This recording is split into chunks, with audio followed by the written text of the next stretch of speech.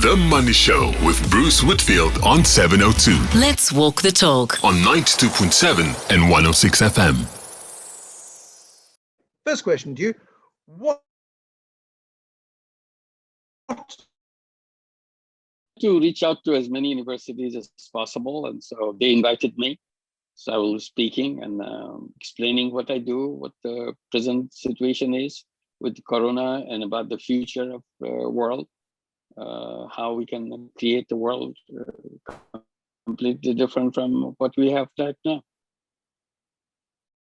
won the 2006 Nobel Peace Prize, and that was seen as a huge vote of confidence in you, a huge vote of confidence in Grameen Bank, which you started on the basis of microloans. And the Nobel Prize Committee said, you can't have peace without breaking the cycle of poverty. We know in South Africa we have an enormous issue with the issue of poverty. Explain to me the thinking of Grameen Bank when you first started out.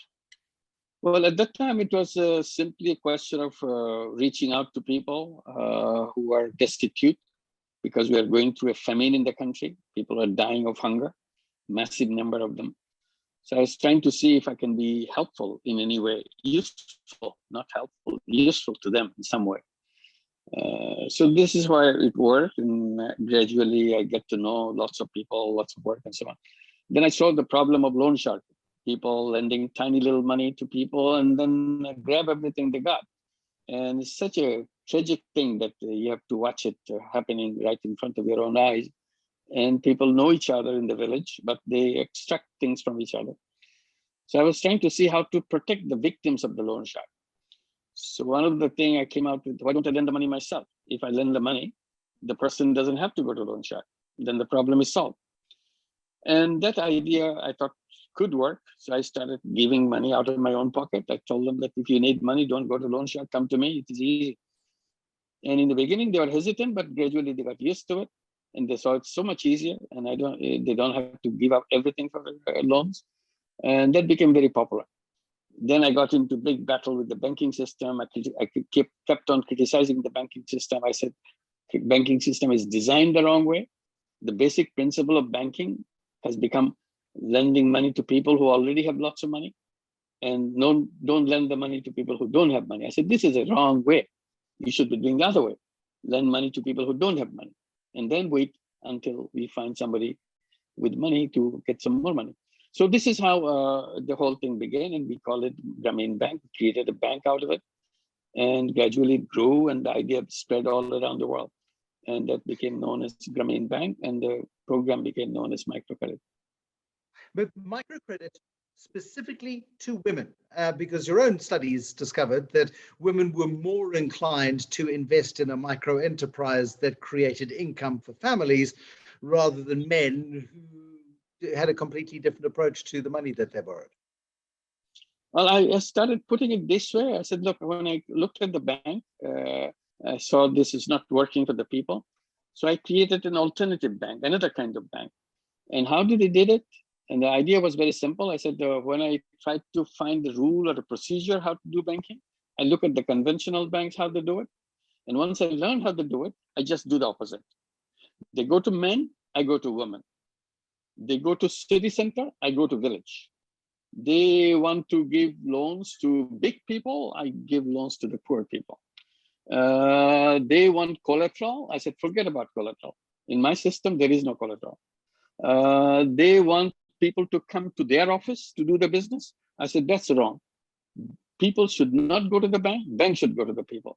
So it's not only one part. Women is one part, but there are many other things. And then they make the bank, they create the banks to make money. I said, I create the bank to serve people. And that's the idea of social business came. I do the banking, I do the business, not to make money for myself, but to solve the problem of the people. That became as known as social business. So we created lots of other social businesses where you don't want to make money for yourself. You want to solve the problem in a business way. And the profit which is generated, surplus which is generated, is plowed back into the business rather than somebody taking it out for them. So I said there should be two kinds of business. A business to make money, profit maximization is the goal. This is what the world has known. I said this is a system, very narrow system. This is based on self-interest. You're a selfish person, you want to enrich yourself. I said, human beings are both selfish and selfless. It's combined into one. So you created the business only for one thing, selfish thing. I said, there's a self-interest, or there is also collective interest. And the economics doesn't look at the collective interest. I created a business for collective interest, where you don't want to make money, but you want to solve problems. So you can do both. And that's what we are doing. We create the business to solve problems and encourage young people to learn the both kind of business, not just one kind of business. South Africa's major microlenders have become very big businesses in themselves. One of them has become the biggest retail bank in South Africa, starting out as a microlender, but it works on fundamentally different principles. We've got very strict regulation now on interest rates that can be charged, and in many cases, a lot of people have seen the microlenders in South Africa as not that much better than loan sharks. I would disagree, but there is plenty of room still, I would argue, in South Africa for a Grameen bank. Why has it not, the model not taken up here, do you think? Because still business is thought about the business to make money. So that's why what you describe about the microcredit, they got into the wrong way. Because we created microcredit to solve people's problem, not to make money for ourselves. Somebody took this idea and wanted to make business banking to make money for themselves, go to the loan sharking part, and departed from what we did. So still they call themselves microcredit. So I said, this is the wrong microcredit. This is not the idea of microcredit that I was promoting, that I was creating. We run microcredit program in the United States, and exactly the same principle that we have in Bangladesh and elsewhere. And we have now branches in 15 different cities in the United States with 25 branches. We have over 140,000 women borrowing money, 100% women, and with nearly 100% repayment. Tiny loans are starting from $500 and so on. And such an important thing to get that $500 because nobody gives them a penny. In the United States, to get into a bank, you have to really have some solid thing to get introduced to a bank and then be able to borrow from a bank. So I said, no, we don't need anything. You don't need any papers. You don't need any identity. And most of our borrowers are, they don't even have papers, their identity. Most of them are immigrants. So they are helpless people, but we give them loans. Annually, we give out over $500 million in loans, and it gets repaid 100%. So it's a wonderful thing. I mean, that's your experience. Sorry, your experience is the experience is the repayment rates are remarkable because people know that if they default, they don't get the next loan, and so you have this almost virtuous circle happening of loan repayment and the loan, and ultimately small enterprises grow and they become self-sustaining over time. Absolutely, they grow. Yeah, they see their own interest. If I pay back, then I get another loan, a bigger loan, and I can continue. I can pay back the loan, and another again.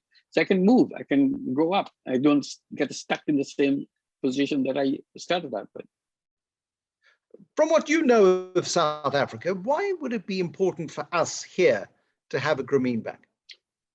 To see that how many people are outside the banking system. Usually more than half the people are outside the banking system.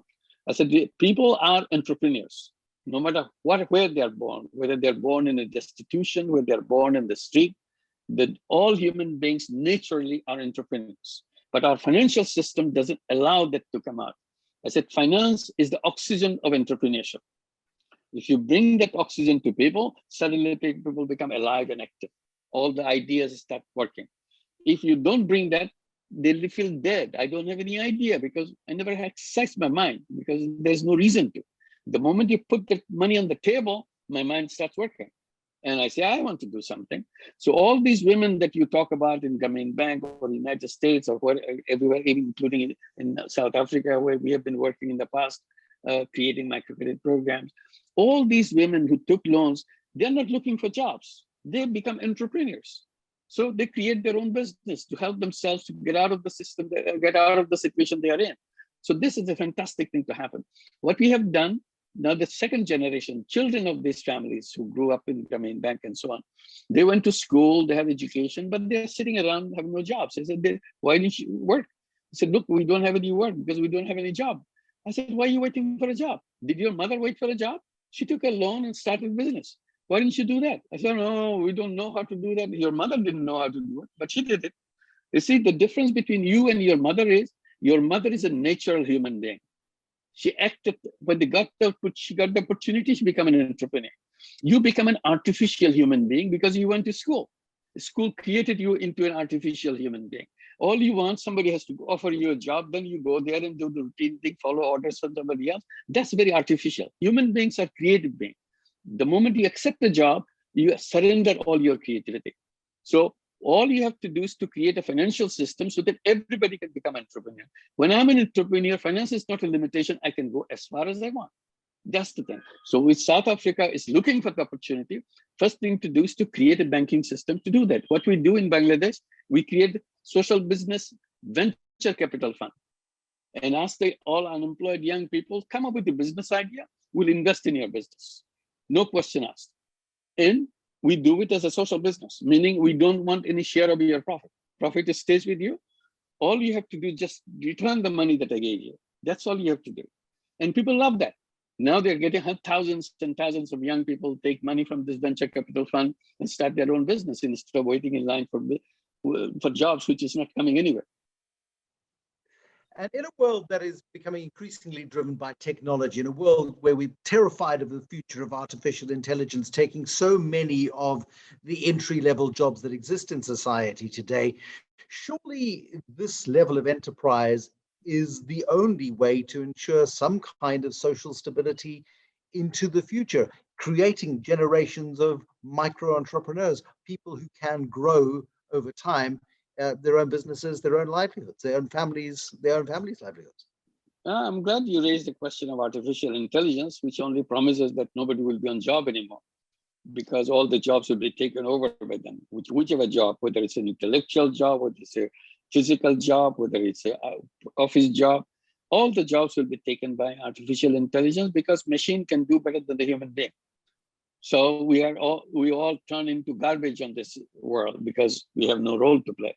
Only thing probably is still available is to become entrepreneur. So start the practice of being entrepreneur right now so that you can survive, you can do your own thing, but forget about getting a job or somebody working for you. Professor Mohammed Yunus, the founder of Grameen Bank, Nobel Prize winner. Thank you very much indeed for joining us on The Money Show. The Money Show with Bruce Whitfield on 702. Let's walk the talk On 92.7 and 106 FM.